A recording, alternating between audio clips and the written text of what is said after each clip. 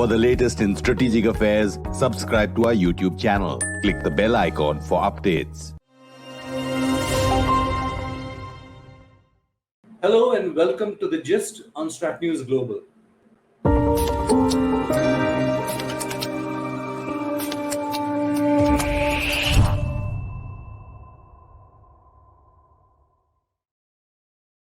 I am Surya Gangadharan, and this evening our focus is on the Yuan Wang, the Chinese satellite tracking vessel now docked at Hambantota port in southern Sri Lanka. So, despite India's best efforts, the ship went and docked at Hambantota and will be there for a few days for rest and replenishment. There was really nothing we could do about it, given the fact that perhaps the port is 99% the Chinese. As you're aware, there is a lease agreement whereby the Chinese will operate for the next 99 years. So good for them. I had to bring in my guest, Nitin Gokhale, editor-in-chief of Strat News Global. Nitin was in Sri Lanka recently. He's in touch with some of the key players in the Sri Lankan government on this issue, and also with the general naval and intelligence community. Nitin, welcome. What's your sense of this ship being able to dock, despite all the hoo-ha that India is reportedly taken up with the Sri Lankan government?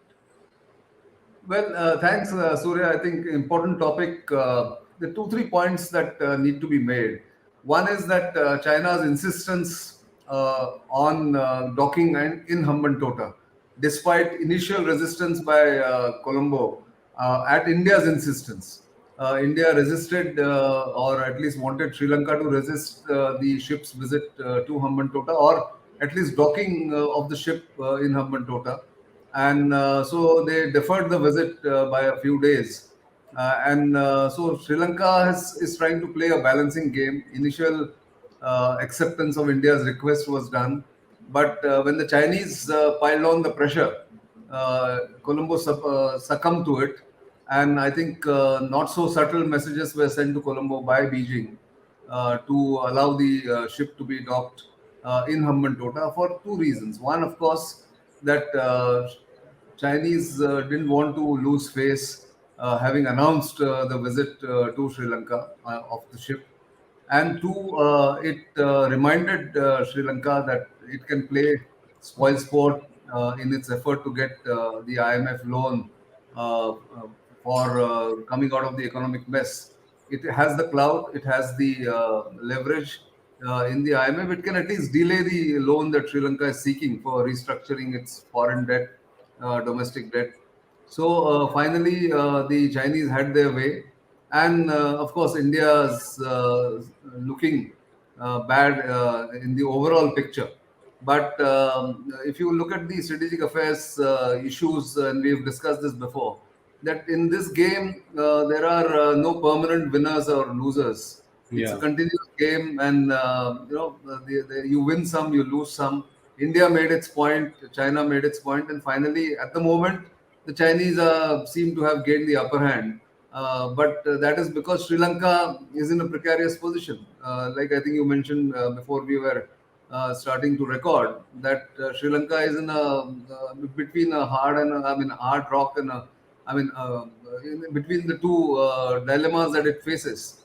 And therefore, we must accept the fact that Sri Lanka had no choice but to allow Sri Lankan ship to come in here. Mm-hmm. I mean, this also sets a precedent for the Chinese, isn't it? They have got their ship docked there. Now they can do it more frequently. Well, that's the hope that the Chinese have. But that's where I think India will have to now insist privately, if I may say so, to the Sri Lankan authorities, to the Sri Lankan political leadership, that this far and no further. A red line has to be drawn somewhere. Remember in 2014 when a Chinese submarine docked in the Colombo port, which is closer to India's shores. India made a point, and very tellingly, by I would say engineering some political maneuvering amongst the political parties there, and also making sure that the then regime of Mahinda Rajapaksa did not win the elections post the visit of that submarine in 2015. That visit happened in November 2014, and in Yeah. 2015 January, when the elections took place, uh, by his own admission, by Mahinda Rajapaksa's own admission, India played a big role in his defeat. So there are red lines to be drawn, and I think here India will have to once again draw a red line that this far and no further. I'm looking at the broader ramifications of this. We have our Quad partners who have been demanding a strong statement by India on Ukraine and other places. I believe in even Taiwan. A statement on Taiwan perhaps was there, but perhaps was not strong enough in its support, in its direct support for Taiwan. In that sense, when you look at the silence of our Quad partners, what do you make of that? Well, that's something that the Indian establishment has been pointing out for some time, even if privately, at least for the moment, that Quad remains a work in progress, and there is the reciprocity is missing in many cases. I mean, we didn't see much of a strong statement during the Galwan crisis Yeah. along the line of actual control between India and China. The standoff still continues in many ways, and the Quad countries have not been very articulate, or I would say unequivocal, about making a statement against China, because each one of them has a bilateral relationship with China, which we can understand as analysts and commentators. But the Indian establishment also keeps a note of this, and therefore I'm not surprised that the Quad countries have not made a statement about the Chinese ship docking in India's backyard in Sri Lanka. And one can argue that Sri Lanka is a sovereign country, and therefore it's not for big countries or even smaller countries to make a statement or comment on what happens between China and Sri Lanka. But if Quad wants to be an effective counterbalance to China, then it needs to be upfront when it comes to any of the Chinese aggressive behavior pattern, uh, either against one of the countries or against two countries in the Quad, or three countries, or all the four countries. That needs to be, I think, institutionalized within Quad. That hasn't happened so far, I think, and that realization is there in the Indian establishment, and therefore India insists that Quad is not a military alliance. It is everything else but not a military alliance, which is, I think, the right approach to take at the moment. But we tend to be squeamish about the very term military.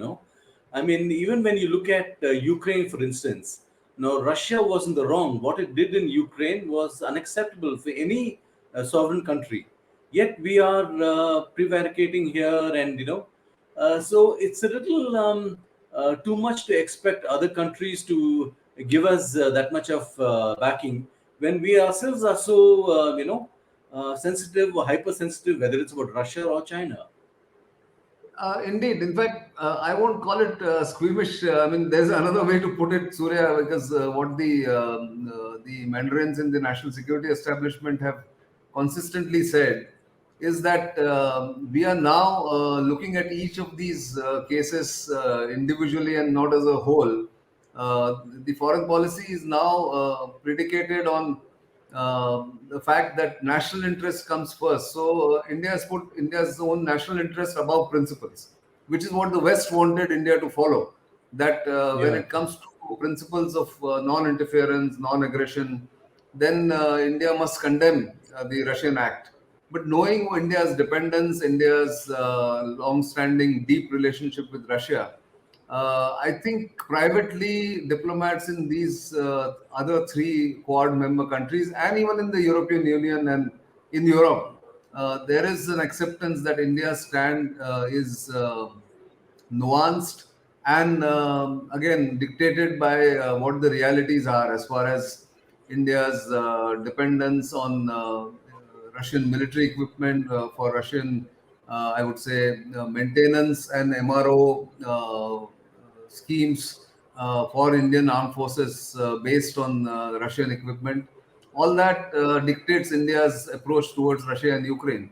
And therefore, no statement from India which the West wanted, the way the West wanted. So, this realization is very much there in the Indian security establishment, and therefore, India is not insisting that the Quad countries must make a statement. But all that I was doing was to point out that there are differences in the Quad about how to approach a particular foreign policy issue or a security issue when it comes to a third country or non-Quad member countries like Sri Lanka or Ukraine. And therefore, I think Quad, therefore, again, I insist and I am repeating that Quad is a work in progress. It cannot be a military alliance. And India has been chary, as you know better than anybody else, that India has been chary about any military alliance. So India was never part of NATO or Warsaw Pact. India was never part of any of the alliances in Asia, even in the 50s and 60s.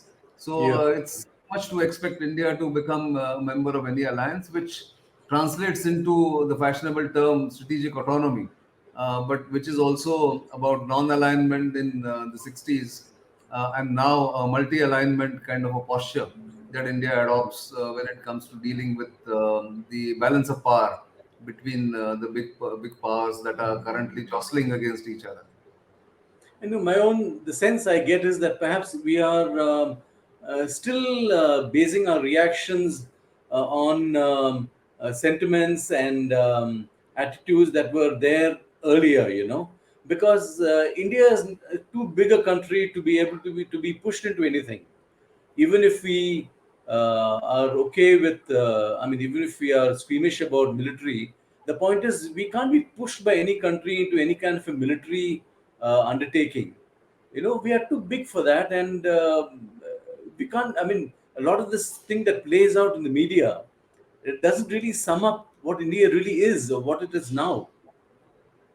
That's true. In fact, even in this current case that we are discussing about Sri Lanka allowing the Chinese ship to come in, there is nothing that ship couldn't have done by just hovering around or traveling through the Bay of Bengal in international waters or in the Indian Ocean, which it can track India's missile test and satellite,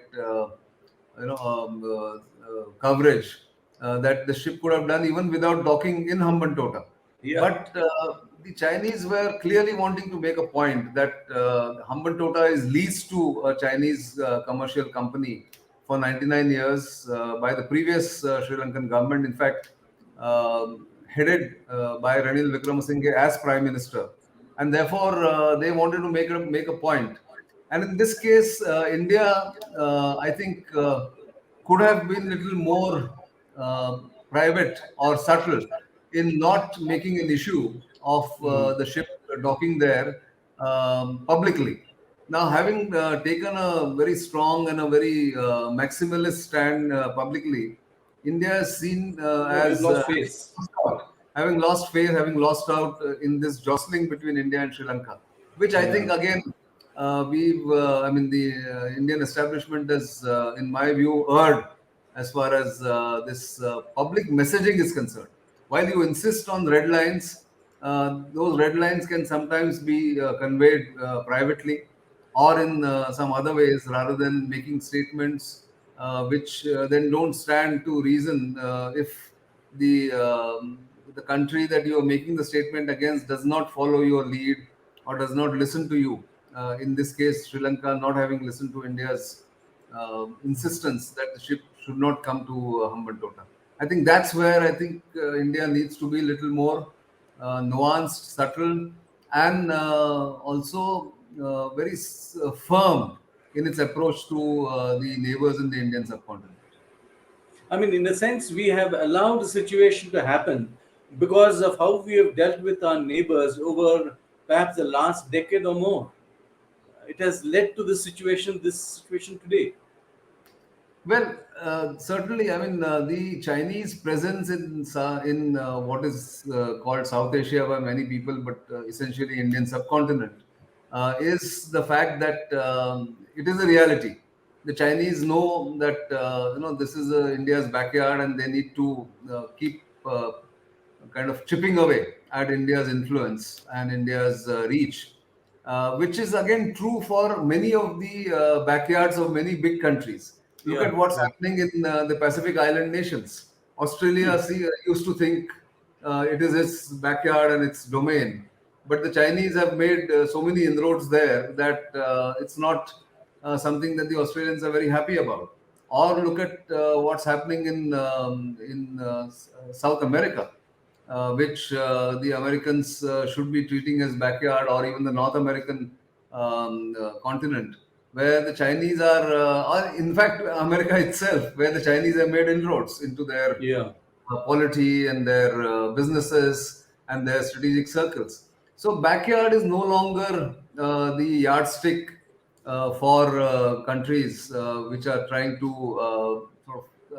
evolve a kind of a balance of power in today's world. I mean, look at even Central Asian republics. Russia used to think it's its backyard, but today Yeah. Chinese are dominant. Russia is Yeah. nowhere, or at least Russia is a distant second there. So therefore, I think India should have been a little more subtle, little more private, instead of getting this egg on its face. Because there is the other extreme or other opposite example one can give in Maldives, for instance, which is not very far from Sri Lanka. Until beginning of 2018, China was fully in control. They had a kind of almost a puppet government in Abdullah Yamin's regime in Maldives.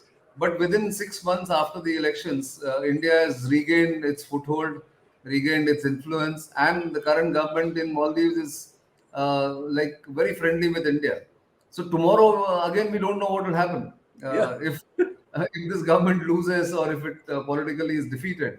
Then Abdullah Yamin has all the chances of coming back, or at least some proxy of his coming back. Then the Chinese make a comeback again there. Something similar is happening in Sri Lanka, and I think this is the current diplomatic reality the world over, which I think the people who observe, who write, who comment, who analyze know it better than the general citizen, uh, kind of Indian citizen or a Sri Lankan citizen who would see it in pure black and white. I think it needs to be seen in different shades of gray, and not just black and white. And all our smaller neighbors, without exception, will find it easy to criticize us in public and do all those things. But they are very careful with the Chinese. They're very Well, that's careful with the because, Chinese. oh, very, very careful. That's because if you see, the Chinese over the years use their deep pockets for, I would say, buying influence, for getting the correct strings in their hands, which India hasn't done. I mean, that the model that India has about assisting smaller neighbors has been unconditional. Even in this case in Sri Lanka, Yeah, yeah. the $3.8 billion worth of help and assistance that India has given doesn't come with any seeming strings attached.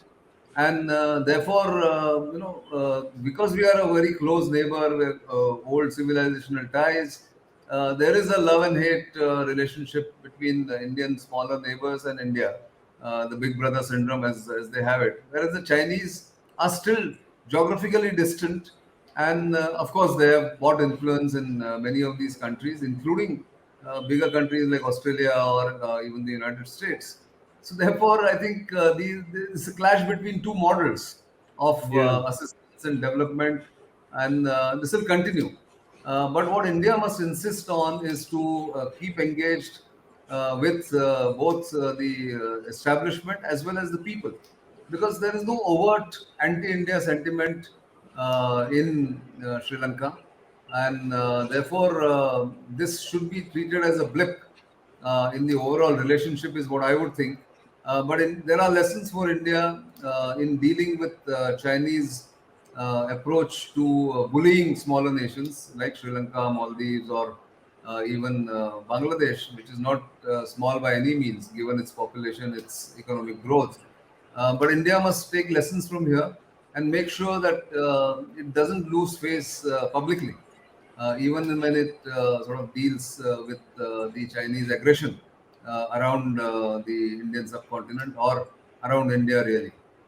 In fact, Nitin, I am reminded of a question I asked a former foreign secretary at a briefing in Kabul, many years ago. And my point was that we've invested so much in Afghanistan. How do we defend it? It's a strategic, interest of ours. And he said this is something we've given to them out of our goodwill. And it showed me that there is a lack of hard-headedness, perhaps a lack of strategic, I don't know, in our the way Strategic we thought deal with. or a strategic hard power utilization of hard power, which we civilizationally lack, perhaps, but Yeah. we put it along in our foreign policy. And I think the very fact that India is making a comeback in Afghanistan may give you a partial answer to that. The ambassador who told you that we have a goodwill. I think even the Taliban knows that there is goodwill and there is money that India has, which it can utilize. And Money certainly, yeah. money, no, but Chinese have more money, but they haven't given a single dollar, I suppose, Yeah. yet. Or They maybe are they've given hard-headed, Nitin. They are hard-headed. hard-headed, and they play long term. So I think we'll have to take some lessons from there and implement and think out of the box and not just go with the flow as we have been going for so many years. Yeah, yeah. So on that note, Nitin, we'll wind up this conversation. Thanks very much for your time. And looking forward to see what plays out in Sri Lanka in the days ahead. True. So, Thank those of you. you who joined us on this conversation, thank you for subscribing to our YouTube channel. Follow us on social media, Instagram and Twitter. Thank you very much. Good night.